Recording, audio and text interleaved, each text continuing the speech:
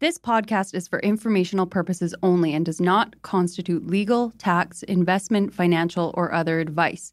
It is not intended to cause or induce breach of an existing agency agreement. Hello? Hello? Hello?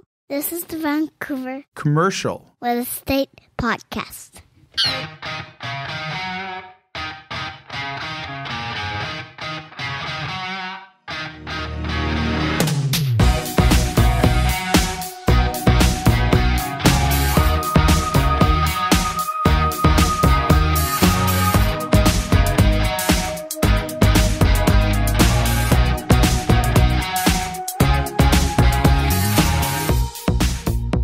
And welcome back to the Vancouver Commercial Real Estate Podcast. I'm Cory Wright. And I'm Melisa Moretti. And Melisa, today we have a tremendous guest. We have David Basche, president of Astria Properties, which is a tremendous developer. They're mainly on the industrial side of things, but they're building projects everywhere. Down here, Vancouver Island, the BC interior, they're building projects for themselves. They're building projects for national companies to tenant. They also have tons of stuff going on. So we're very fortunate to have Dave join us today.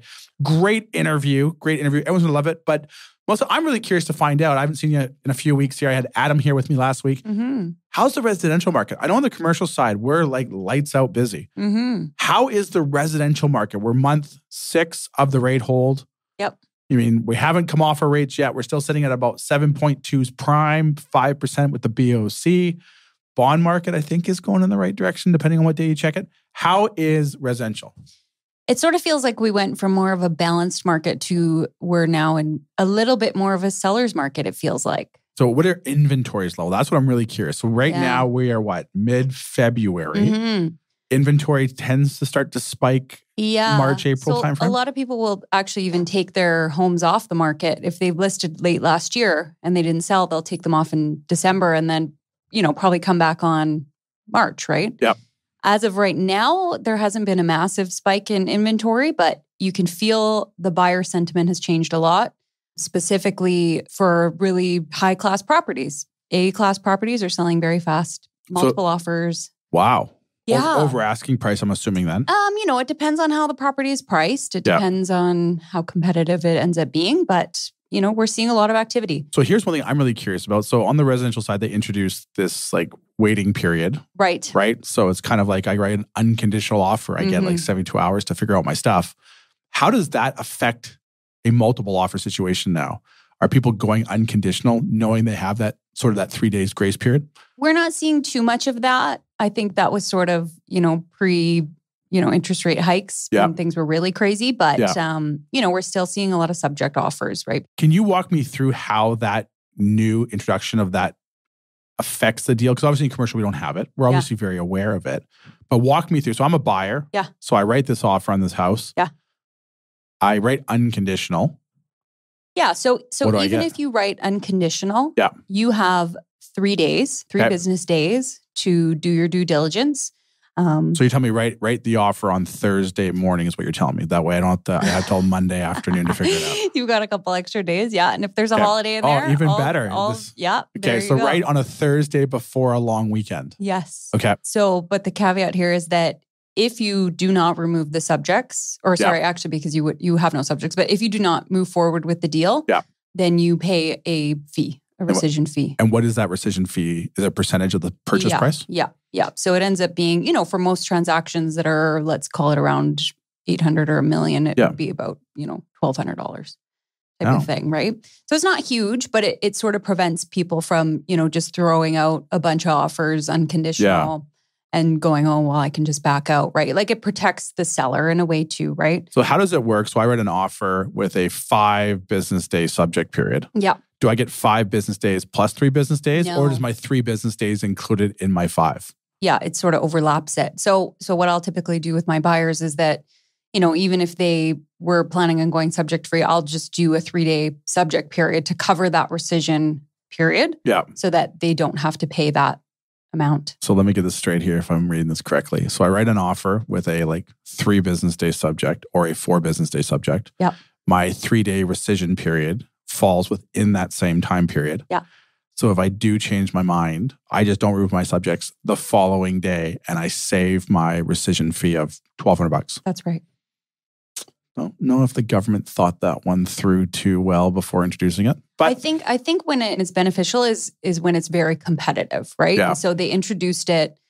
I mean, it was unfortunately a little bit too late because by the time that it came into play, things were slowing down. And so I don't think that the benefit of it has really been shown at this point. But, if it gets crazy again, then it protects buyers, right? And sellers in a way. So. Be interested to see how that plays out, just like the foreign buyers tax for all the foreign buyers that were correcting or ruining our market, which never materialized. In a way, it just adds a little, it's one more thing I have to explain to people that unfortunately isn't public perception when it comes time to vote at the polls. There you go. On that note, before I get a phone call from David Eby and crew to get audited here, let's jump to our interview today with David Basche, president of Astria Properties. All right, let's go. This podcast is presented by Impact Commercial. Impact Commercial, John, Alan, the team over there are fantastic. They've all been on the show. They have, yeah. Friends of the show. Great guys. Wealth of experience. They can help with all your commercial financing needs. Whether it's owner-occupiers, land development funds, commercial investments, or multifamily, these guys got you covered. And they recently obtained their CMHC correspondent lender status. So for all your commercial lending needs, visit them at impactcommercial.ca. That's impactcommercial.ca.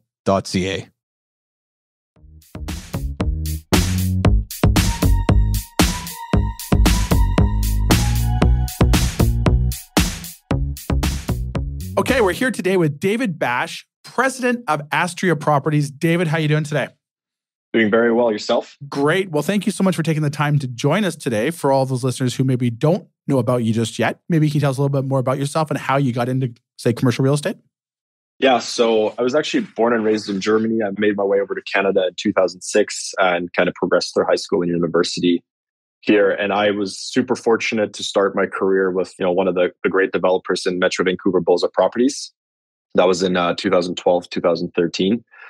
I spent about 10 years with them, originally on the development side, and then I moved into acquisitions. And I, towards my later part of that career, I knew that I wanted to go off on my own and either start something by myself or help somebody grow something. And that's when I met Josh Gallardi, who's the founder of Orion Construction and Astria Properties. Yep. And we decided to join forces to really build up Astria Properties as an industrial developer. Now tell us more about Astria. So obviously you guys, I'm excited about you guys. I see the projects that you're working on, but can you maybe tell our listeners more about Astria, the projects that you're working on, and who Astria Properties is? Yeah, we have a pretty specific business model, or we follow a pretty specific niche in the industrial sector. So when Josh started Orion Construction nearly a little over 5 years ago now, a lot of his clients were building industrial projects of scale over 5 acres, over 10 acres. And he simultaneously recognized that there's a need in the market for somebody to go after what we consider now boutique projects. So anything under 4 acres. Okay. And there really isn't that much development competition in that space. You do have the owner users who are active, and they're sometimes even the more challenging competitors to go against. But that's been the focus for the business model. And then when I came on board, we decided to flesh this out a little bit more. And when you look at the Metro Vancouver market, about 33% of all industrial land is less than 5 acres in size, and that actually includes infrastructure land such as airports and rail, port infrastructure. So I think if you took those lands out of it, your percentage would be much higher. Yep. So for us, it's a really big addressable market with very little development competition. And over the last 2 years, since we formalized the business in May of 2022, it launched it, did all the branding, and really told the market we're here to grow. We've seen an incredible influx of development opportunities, income opportunities, and all that, really validating that the business model we're pursuing has some merit to it. Can you maybe talk to us about some past projects? Obviously, like I said, you've got some great projects down here. You got some stuff going up in the BC interior. Can you maybe tell us a little bit more about maybe the projects that you guys have worked on, or anything exciting that you have in the pipeline that you can share? Yes. So Josh acquired 5 projects pre my time coming to Astria. So before sort of May 22, 2 of those have been complete. They're actually built-to-suit projects. One of them was in Abbotsford for a company called Advanced Material Handling, about 45,000 square feet on a little over 1.5 acres. And then the other one we recently completed is for a company called Dr. Ma's Laboratory Estate They produce pharmaceuticals for Costco, and they have 35,000 square feet, again, built to suit space in Surrey that we did for them. Wow. Those were really great sort of, initial projects to validate, again, that business model. As I said, the owner user community has been really active and is still really active. So that fits well within the sub 4 acre category. And then we have a project that's completed down on 56 and 200 in the city of Langley. It's a strata project. We completed that at the end of last year. We're a little over 50% sold. Really great project, really unique sort of urban industrial. We have a little bit of office on the third floor just to try to really, create diverse product. Yep.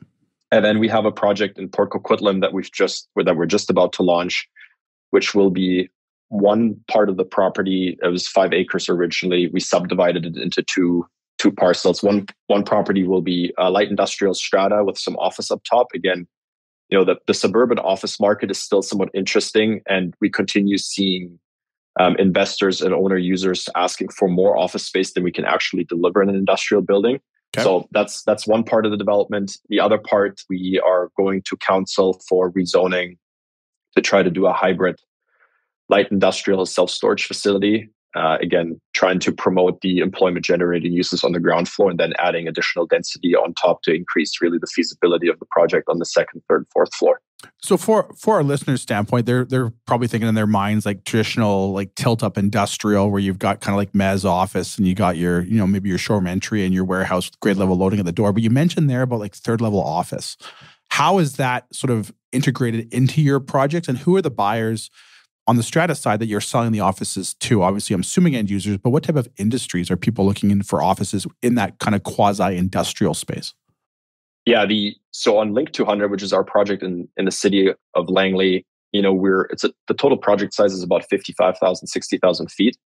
And we added 5,000 feet of office on top. So it's nearly 10%, and it really helps the project metrics a lot. Yeah. And in that particular space, the owner of that office space is actually a real estate related business that fits within the I2 zoning.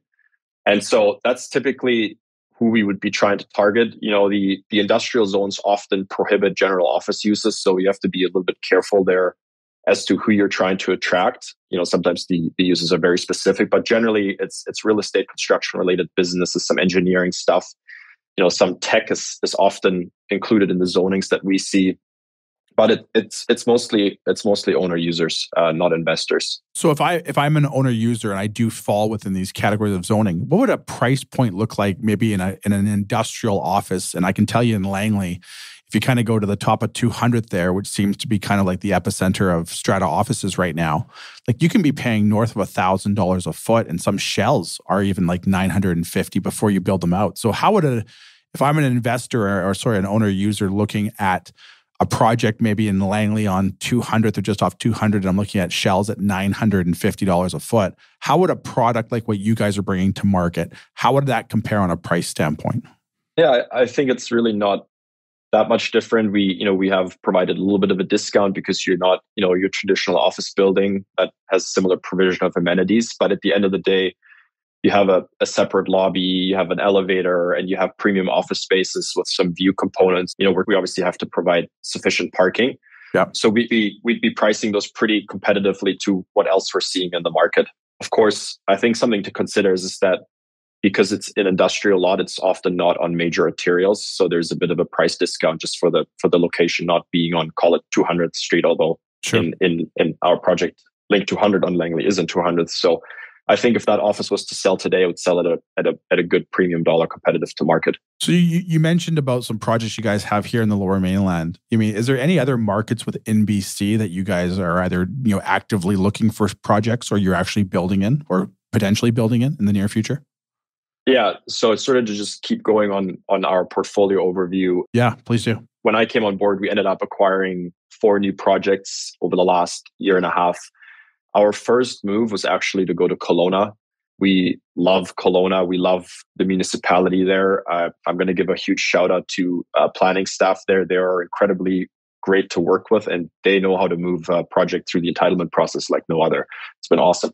So we acquired 2 sites down there, about 4 acres. 1 2-acre piece we've pre-leased to Canada Post, and we're doing a build-to-suit for them there. And the other project is a 55,000 square foot spec strata deal. And then the next property we bought was up in Colwood on Vancouver Island. And we originally intended to do some light industrial there. It's in Royal Bay across from the beachlands that Seacliff and Reliance are building. Yep. But we ended up pivoting to do retail there. It's part of some of the uses that we have in the zoning bylaw, and it just felt like a much better retail location. That's one of those projects where we said to ourselves, look, we'll own this for 20 years. Like, it's okay to pivot. We'll do this as a one-off, because of course retail isn't our core. Yeah. And then most recently we acquired a site in North Langley on just close to 200th Street in the Carboth area. Yep. And there we have 2.5 acres, which we are looking to develop into self-storage. Wow. So you guys are active. Yeah, the self-storage, niche is really a complementary component to the sub 4 acre target that we're looking for. Okay. We've been really successful at finding small sites, and we see a lot of good projects there, and those are typically well suited for self-storage. And so, self-storage allows us to build pretty big scale on small sites, which is of course good for the Astria business and good for Josh's business, Orion Construction, because those are just much bigger construction jobs. Yeah. And we just love the asset class. If you have patience and you have a sort of a long-term outlook, a favorable long-term outlook, self-storage just has done incredibly well in the past, and everybody anticipates it doing equally as well in the future. Yeah. But it's very much still the long game. I'd be very curious to get your thoughts on the industrial market as a whole within the areas that you're operating. Because obviously industrial's had a tremendous run over the better part of almost probably a decade now, I would guess, where there has been obviously, the overall market hasn't been as active in most asset classes, purely based on, interest rates have been high and people have been sort of waiting to see how things play itself out. What are your guys' thoughts, maybe both on short-term and long-term, of just the industrial market as a whole? I mean, we're obviously optimistic on it because it's the only asset class that we operate in. But it's really important to highlight that, of course, within industrial, there's many subcategories, right? Whether you're doing a build-to-suit, whether you're doing a spec deal, whether it's strata, whether it's lease, whether it's self-storage, there's just such an array of different paths we can go down. But generally speaking, the narrative for us remains the same as most other people have in the market. We have a limited land base out here. The Vancouver port is one of the biggest ports in North America. We are the China gateway. We see a lot of imports, exports coming this way. Consequently, we have incredible immigration numbers. Obviously, the residential development market has done really well here, and people need a roof over their head, and those materials need to be stored and produced and distributed. There's a lot of manufacturing and production going on here, and we really continue seeing that trend follow in the future. The sort of notion of deglobalization that COVID has caused has been really interesting to observe, that, logistics and distribution and manufacturing is just being done on a bigger scale in North America, and to protect against these black swan events. And I think we're seeing it less here in Vancouver, but we're seeing some of it, just sort of give it an anecdotal experience. Like in the last 6 months to a year, I've seen more manufacturing businesses come our way and say, hey, we need 4 acres with a 40,000 square foot building on it and dirt, because we want to keep expanding locally to ship all over the globe. But, we're starting to see materials and supplies are much more accessible in the Vancouver market than they have before, really because of this deglobalization component. So we're pretty bullish on the market. With that being said, I think the current times we are in, things are not easy. They haven't been easy for the last 2 years, and that's why we've kind of pivoted towards some self-storage, because it's historically a recession resilient business. We focus more on build to lease product and more build to suit opportunities. But I think that the tide's turning. We're starting to see some really good activity on some of our strata projects as of the last few weeks. So hoping it's here to stay. Now, obviously, you guys are also on the forefront of the construction side of it, especially with Josh there. I mean, obviously, the construction costs have gone through a dramatic uptick over the past years. What are your guys' thoughts on where construction costs are and where do they go? I mean, you hear people that are banking on them coming down, but I definitely don't think that's probably going to happen anytime soon, if at all. What are you guys seeing on the construction front? I think the consensus is maybe flat, down a little bit. I was talking to somebody recently who is in the construction business. I'm on the multifamily side, and they've seen about a 5% cost decrease on their recent budget exercises. I know after talking to Josh, it seems like that some of the tenders he's run recently are starting to come a little bit cheaper. I think one big component is just the availability of labor. We're starting to see trades calling us for work, and it makes sense, right? We have $300 billion worth of infrastructure projects as of December of last year, and about 100 billion of that completed in December.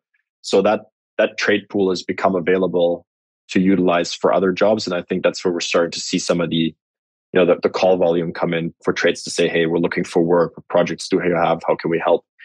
And it's, I think generally speaking, I don't think we're going to see much in cost depreciation. We just got to avoid it escalating as much as it has and as fast as it has, because it's been really challenging on project metrics and feasibility.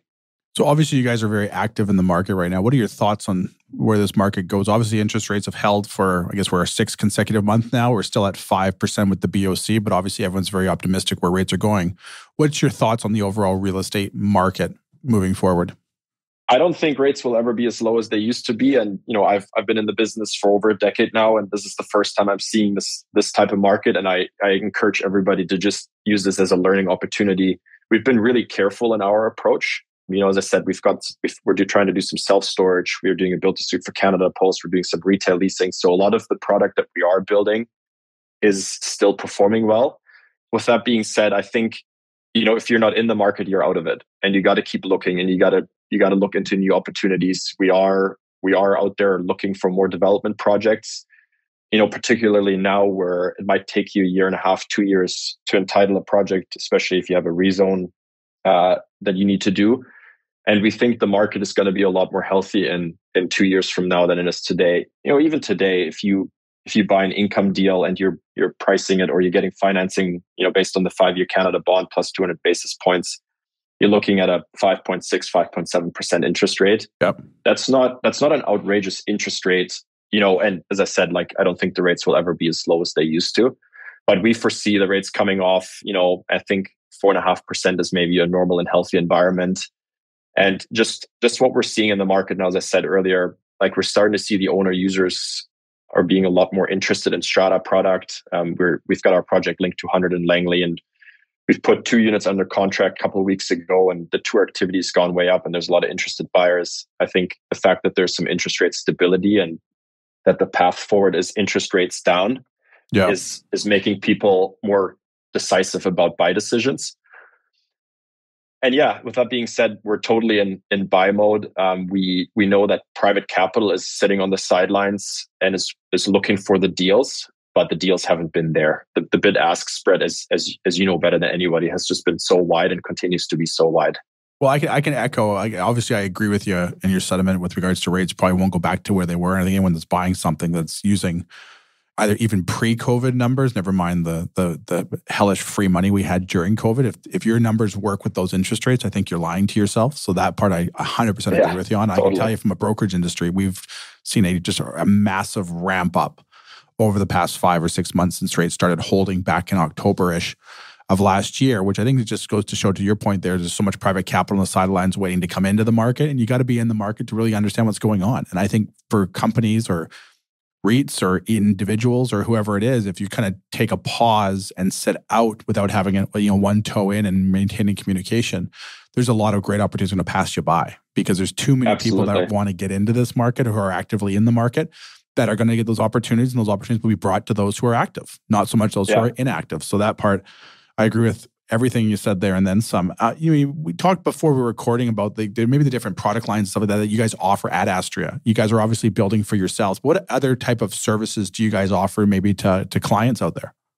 Yeah, so we really have 4 distinctive business lines within Astria, and we don't have the balance sheet to say, hey, let's just sit idle for a year and a half or 2 years and we'll pay everybody and we don't do anything. That's not the luxury we have. So we had to get creative by necessity. And I think that's been a really interesting piece of our business. So 4 business lines. We do speculative developments, whether those would be for lease or strata.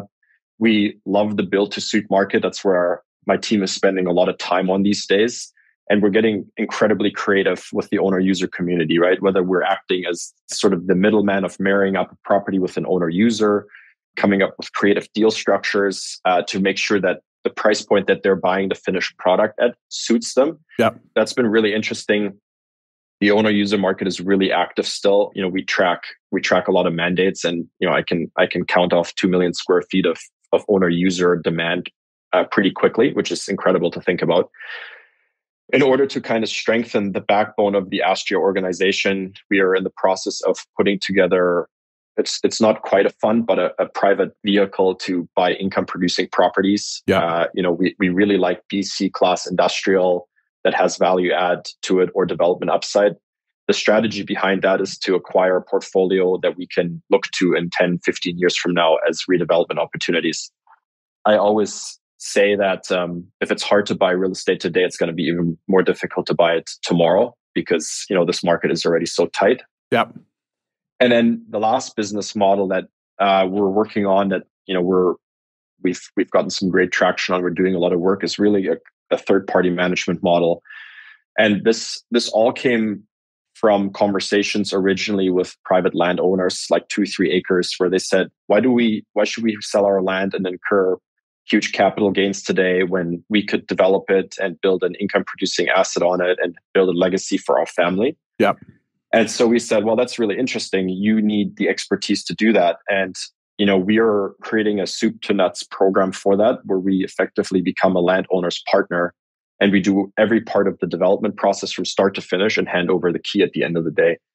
And we know how to develop real estate. We have a decent portfolio. So our experience in that field is really applicable, but we touch on every component of that process, right? We go in, we do the upfront due diligence to prove out what does the feasibility of their property look like. We build performance and cash flows. We put together a reporting process for them. We manage the development management. We do the accounting, the legal.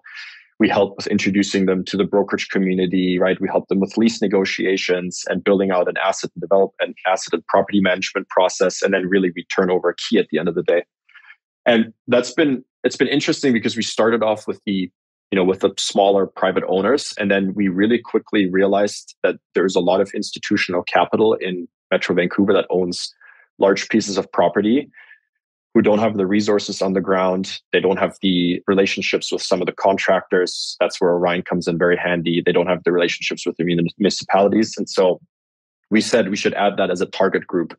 And so we're probably looking at close to 100 acres of development land now for this business model across various groups in Metro Vancouver to really just help them facilitate the development and be the experience that they need and the resources and the firepower locally to execute on a project such as those that I mentioned. I'd be kind of as a final question here, be really curious to kind of get your thoughts on how's financing different now than maybe it was 3 or 4 years ago when you're looking at it from a development or even a value add side of things in today's lending environment. How have you guys had to adapt?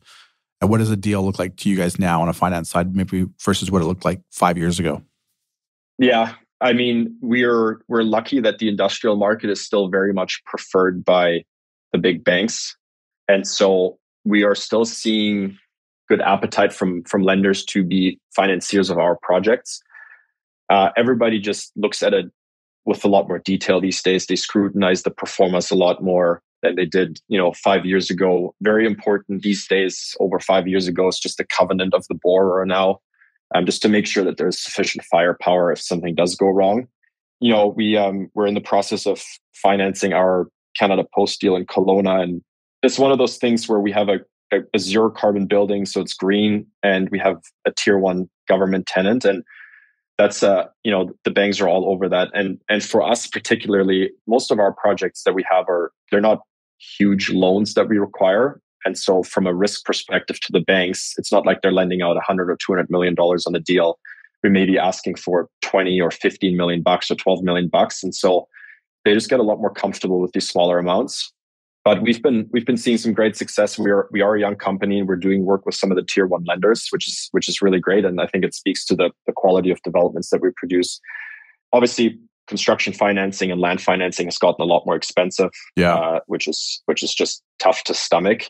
And knowing your schedule is more important than ever, and being realistic about what your costs could be, and sort of the last piece to it, because I think there's a few developers in town these days who are facing similar challenges on a project or two. Is if you complete the project and you're sitting on a $20 million construction loan and you're only 50% sold, you now have to carry a $10 million mortgage or so for however long it takes to sell the rest of the units. And that really starts eating into the profits. So good to have a game plan with the banks and make sure that you're comfortable, again, with your schedule. But to recap, the banks have been pretty good with industrial. And as I said, they're scrutinizing developers more than they used to. Yeah.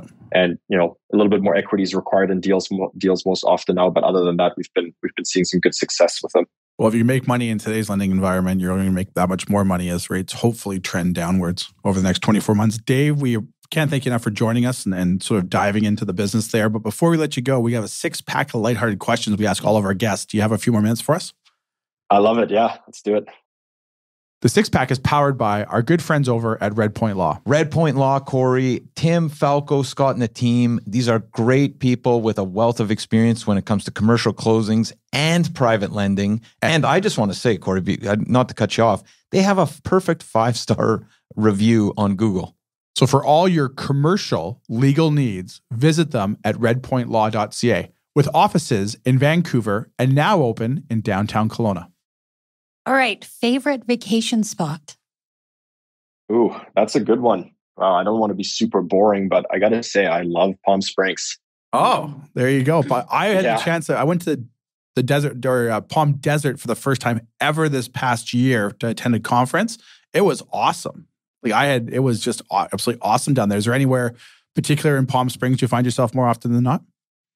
No, and I don't go too often. I just really enjoy it there. And I should preface this, it's probably got something to do with my stage of life now. I got a young son, so It's just a really good, friendly family destination. If I was just with my wife and we didn't have a kid, then it'd probably be somewhere exotic that I'd like to go to.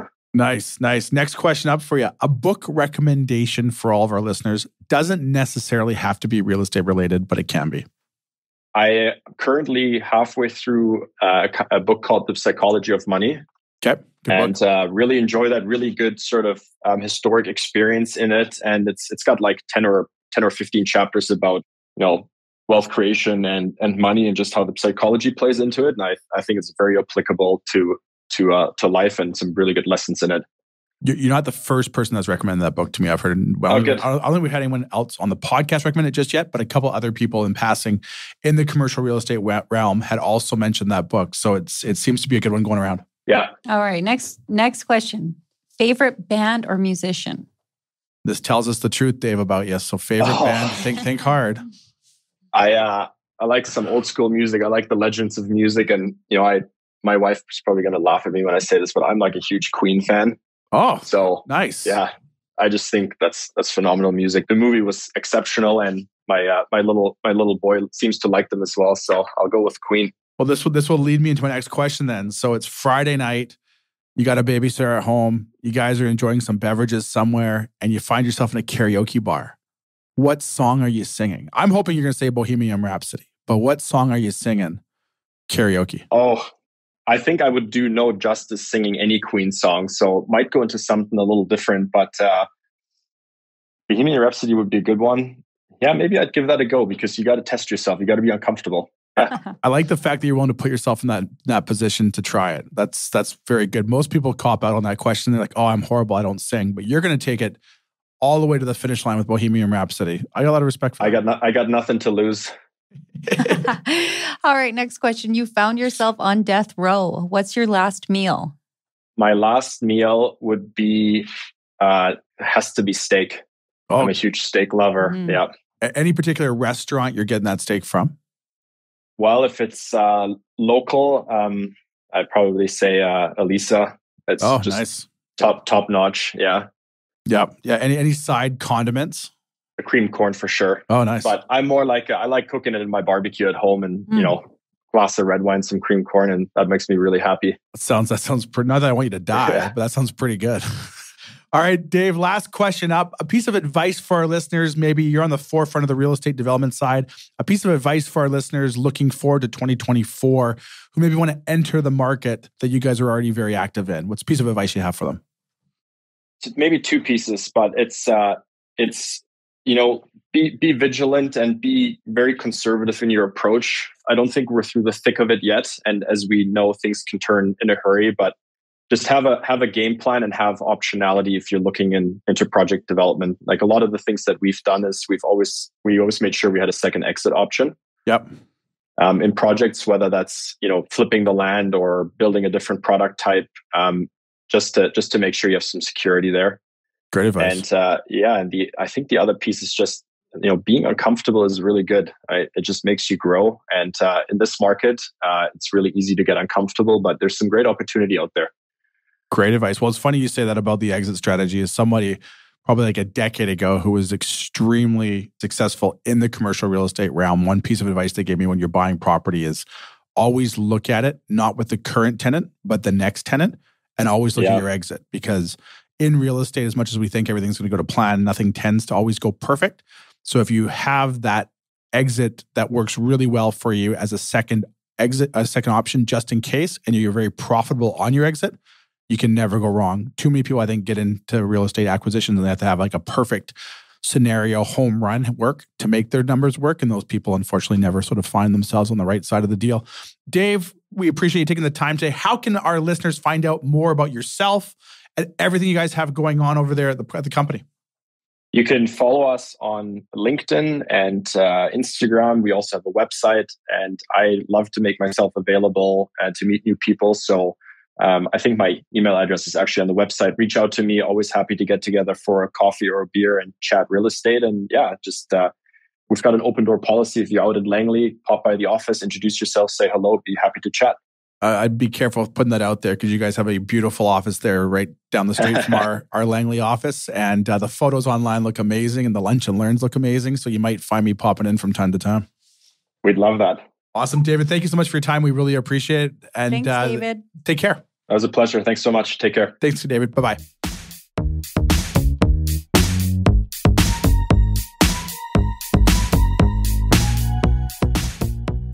And there you have it, folks. Our interview today with David Basche, President, Astria Properties. Great interview. Yeah. All right. And I know for those listeners that maybe hadn't heard of Astria before, great company on the forefront of development. Tons of exciting stuff. And he did mention about Josh Gallardi, who's president of Orion. And Josh, if you're listening, we want to get you on the podcast here. I know we've been trying. He's a super busy guy. But Josh has got an incredible story. Incredible story. We'd love to have him on to share that, all about starting Orion. I want to think it was like 2018, he said. And then like the fastest growing company like 4 or 5 years later. I think we have to have him in the studio. We got to get Josh on. Josh, if you're listening. Josh, if you're listening, that's your invite. Call us. But yeah, great interview with Dave. Astria, tremendous developer. A lot of exciting projects. Totally encourage people to go check that out. But one thing we were talking about before we had the interview today that you got really excited about, I didn't really know that. You're a big Usher fan. I kind of forgot about Usher. Now, was it the Super Bowl that brought it back? No, I went to Vegas late last year. Oh, you saw him in Vegas? I didn't see him in Vegas, but I really regretted not seeing him in Vegas. And I thought, if he ever comes to Vancouver, I have to go. And Cory, I know that you're very close to getting a box. So. I'm not getting a box for Usher. You kidding me? I'm not getting a box for Usher. I'll be honest. I saw the Super Bowl. I watched the end of the Super Bowl because I was really tuned into the Phoenix, the Waste Management Phoenix Open, which Nick Taylor, this golf tournament, which Nick Taylor won, who's Canadian, in extra holes. Okay. And then we flipped over to the Super Bowl, which I'm not gonna lie, I was watching for Taylor Swift. I was really disappointed she was on the screen more often than not. Oh. But we watched that, and then we saw the Usher halftime show, which maybe it's just me. Maybe I'm getting old. I don't know if an R&B artist is the most like, let's ramp up the crowd. But then when he came out at the very end with Ludacris and Little John, now that was a party. Oh. That was great. And I think, remember, and this just goes to show my age, was it last year or the year before when they had like Snoop Dogg and Dr. Dre and Eminem? Like that got the crowd going, good. Right? Or if you remember back when remember there was Bruno Mars with like Beyonce a few years ago? Like that was good. I don't know about, I guess the concern would be with this group if they did the halftime show at Super Bowl that they would have to have like a 200,000 or 300,000 seat arena to get them in. But if Nickelback did the halftime show, I could see like 300,000 people. Like talk about record snooze fest. No, Nickelback's coming to BC Everyone's Place. Just looking at photographs. Boring. Oh, are you trying to drop a pun in there? You trying to drop a pun in there like photograph? Oh, no. Is somebody looking at photographs? Is that what you're trying to do? Oh, my goodness. But they're coming. April 19th, BC Place. There you have it, folks. Nickelback. That's the end of our show. Nickelback. Cory, how can we get a hold of you? All right, okay, it's fine. But long story short, you want to go see Usher. I'm unfortunately not the guy to get you there. I don't know if I'll be at Usher or not, but for those who go on 2 nights of Usher coming to Rogers Arena. That's right. That's what I read. So hopefully if you go, see I'll me there. live vicariously through you, but I will be at Nickelback April 19th at BC Place. For all those who want to do commercial real estate, they can reach us at our head office in Vancouver anytime, 604-428-5255. They can send me an email, Cory@williamwright.ca, or just visit our website, williamwright.ca, sign up for the latest and greatest news. And Melissa, anyone who wants to jump headfirst into the competitive residential market that now offers a rescission period on every single offer you write, how can they get a hold of you? There you go. Or if you want to sell in this market, it's a great time to sell. You can call me 778-869-4477 or email me at melissa@vancouverrealestatepodcast.com. Great. Well, thanks so much for listening, guys. We have another great episode coming next week. Subscribe today.